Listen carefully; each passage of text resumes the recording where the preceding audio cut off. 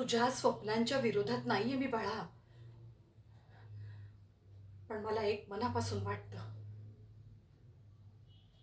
की ज्या पद्धतीचं आयुष्य मी जगत आले, मला जगायला लागलं तसं तुझ्या वाट्याला येऊ नये. आणि म्हणूनच तू जेव्हा शहरात जायचा निर्णय घेतलास त्यावेळी मी तुझ्यासाठी किती प्रयत्न केले, पण त्या एका गोष्टीमुळे अजूनही तुझ्या वडिलांचं इतकं बोलणं मला ऐकून घ्यावं लागतं. हे तू तुझ्या डोळ्यांनी बघितलंयस ना. अगं,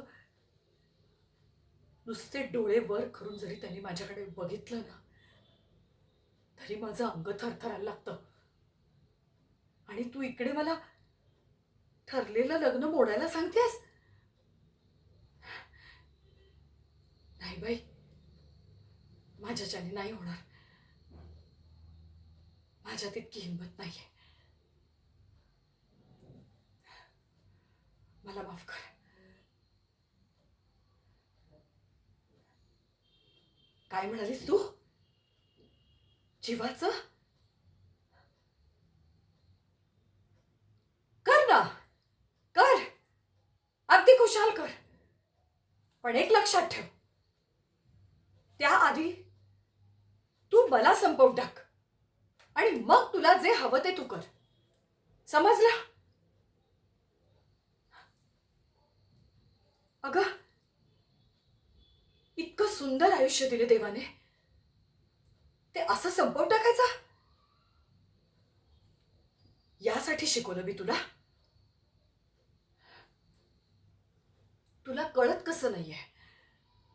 तू तुझ्या पायावर उभी आहेस आणि ही लढाई तुझी आहे. आता मी तुझी आई आहे. आईचं काळीज आहे माझं. त्यामुळे मला जेवढं शक्य होईल तेवढी मी तुला मदत करीन.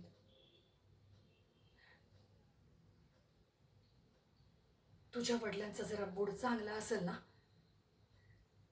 त्यावेळेला मी त्यांच्याशी बोलून बघते. हा,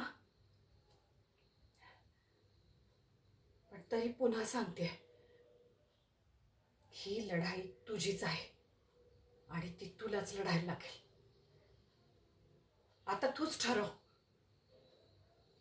लढायचं की स्वतःला संपवून टाकायचं.